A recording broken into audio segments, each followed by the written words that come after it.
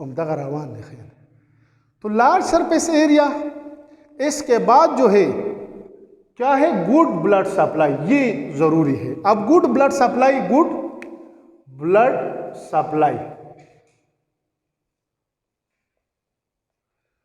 अब इसका क्या मतलब है कि गुड ब्लड सप्लाई का क्या मतलब है? तो हमने वहां पढ़ा था कि इनडायरेक्ट एरोबिक रिस्पायरेशन में कौन सा चीज इन्वॉल्व है? एक तो रिस्पायरेटरी सिस्टम है, दूसरा हमने एक वर्ड्स लिखा था ब्लड का। क्यों? यानी एक्सटर्नल एनवायरनमेंट से जो है वो गैसेस आता है लंग्स में, लंग्स से फिर जाता है कहां पे?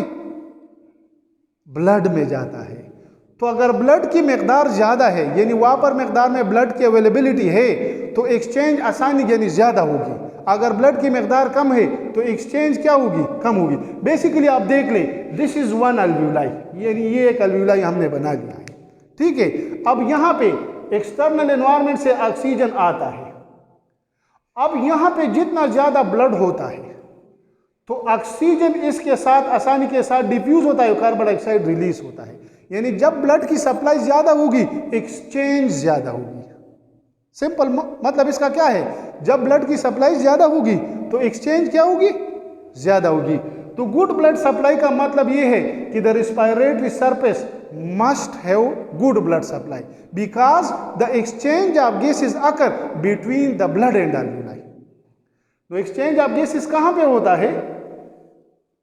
Exchange of gases occur between alveoli and blood. अब देख ले, हमने पढ़ लिया कि अल्वियोलाई कितने हैं?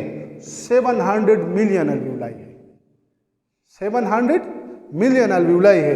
तो यहां पे ब्लड की सप्लाई भी ज्यादा होगी, क्योंकि हर अल्वियोलाई से एक्सचेंज होता है, तो सप्लाई ब्लड की क्या होगी? ज्यादा। क्लियर हो गया? कोई मसला है इसमें? इसके बाद जो है, जो पांचवा या आखिरी हेडिंग है, वो क्या है? वो है बेसिकली, ये जल्दी जल्दी आप पिक्चर भी बना लें, चूंकि फिर मैं इसको हटा देता हूं। अब ये थोड़ा सा कंफ्यूजिंग है, स्टूडेंट इस पे समझते नहीं है, ठीक है ना। इसको देख ले, ये पायो वाला टॉपिक है, इसमें है good ventilation mechanism, good ventilation mechanism. तो आप देख ले, गुड वेंटिलेशन मैकेनिज्म का क्या मतलब है? यानी जब आपके किचन वगैरह में काम करते हैं तो आप क्या करते हैं कि पंखा लगा लो, एग्जॉस्ट लगा देते हैं। इसमें भी हम कड़कियां वगैरह खोल देते हैं। क्यों? This act like a ventilator. Ventilator basically क्या है? कड़कियां वगैरह। तो अब वेंटिलेशन मैकेनिज्म क्या है? There should be good ventilation mechanism to maintain a steep diffusion gradient across the membrane. ये आपकी बुक की सेंटेंस है। तो वेंटिलेशन मैकेनिज्म बेसिकली ये है कि develop the pressure of different gases different between the membrane. यानी मिसाल के तौर पर ये हमारे पास मेम्ब्रेन है, यहां पे गैसेस के प्रेशर जो है दोनों साइड पे मुख्तलिफ होना चाहिए। जब मुख्तलिफ होगा, ये इस तरफ प्रेशर डेवलप करेगा कि निकल जाए, और ये इस तरफ डेवलप हो जाएगा प्रेशर। तो इस प्रेशर को डेवलप करने को हम क्या कहते हैं? Ventilation mechanism. तो there should be good ventilation mechanism to maintain a steep diffusion. Steep diffusion का क्या? Steep means high diffusion.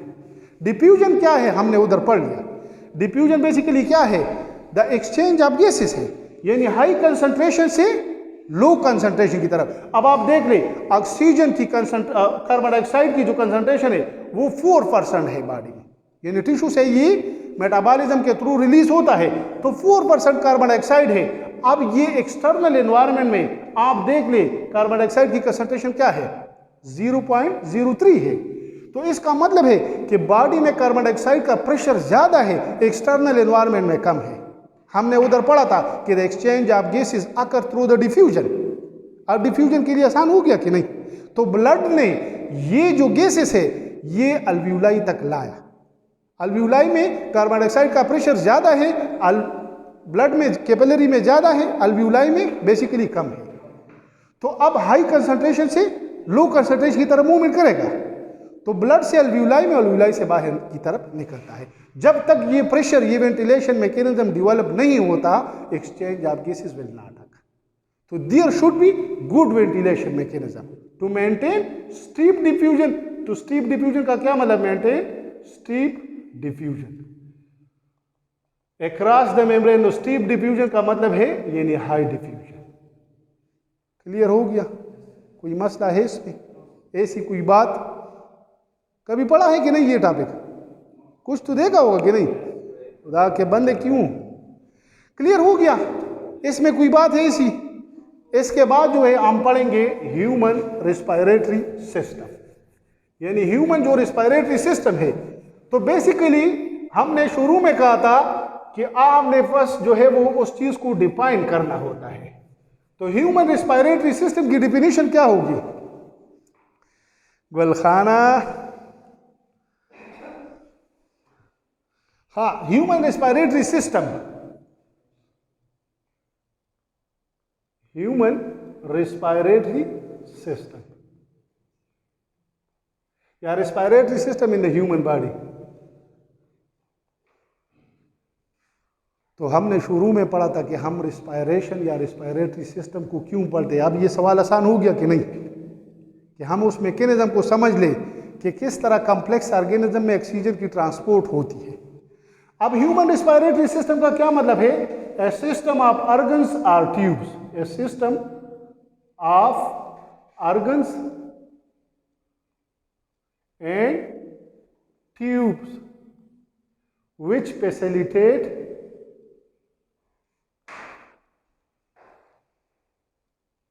the process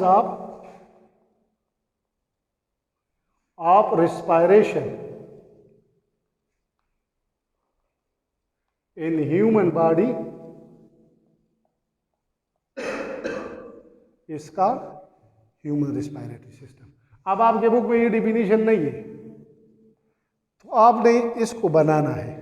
फिर parts of the human respiratory system, parts of the human respiratory system, यानी इसके कौन कौन से parts हैं। तो आप देख ले, आपके बुक में जो डिजीज दिए हैं तो वहां पे ये डिवाइड किया है 2 पार्ट्स में। कौन से में? 2 पार्ट्स में। एक को हम क्या कहते हैं? Upper respiratory disorder. तो हम क्या कहते हैं? Upper respiratory part. और दूसरे को हम क्या कहते हैं? Lower respiratory part. तो upper respiratory part, upper respiratory part. दूसरा जो है तो ये है, दूसरा है लोअर रेस्पायरेटरी पार्ट्स। तो अपर रेस्पायरेटरी पार्ट्स में फिर हम डालते हैं इसमें knows.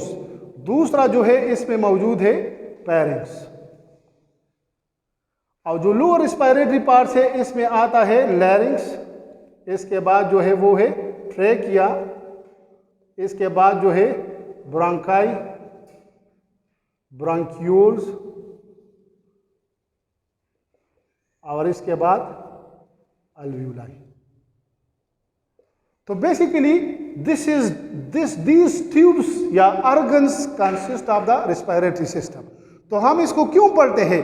This is the passage way of the respiratory gases, यानी इसके जरिए जो गैसेस या ऑक्सीजन हम इनहेल करते हैं ये अल्वियोलाई ब्लड तक जाते हैं।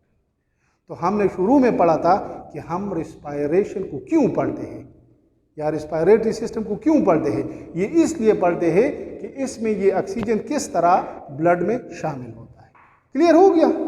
कोई मसला तो नहीं है। अब इसके बाद ये आपने याद करवाना है रिस्पायरेटरी प्रॉपर्टीज। शायद इस साल ये फिर आ जाए, क्योंकि कोरोना की वजह से क्लासेस डिस्टर्ब है, तो पेपर थोड़ा सा इजी होगा शायद। इसके बाद जो है, जो पहला टॉपिक दिया है वो है नोज।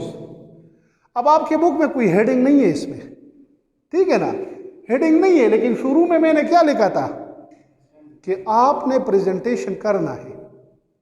तो अब इसकी प्रेजेंटेशन किस तरह करेंगे? नोज वाला टॉपिक की प्रेजेंटेशन किस तरह करेंगे, यानी आपने इसको किस तरह प्रेजेंट कर, ऐसा प्रेजेंटेशन कि आपके बुक के मुताबिक हो, यानी बुक से बाहर ना हो। अब आप जब उसको देखेंगे तो ये तो बुक है, लेकिन उसको प्रेजेंटेशन मिला है। तो नोज बेसिकली क्या है? इसकी डिफिनीशन है। डिफिनीशन हम किन बेसिस पे करते हैं?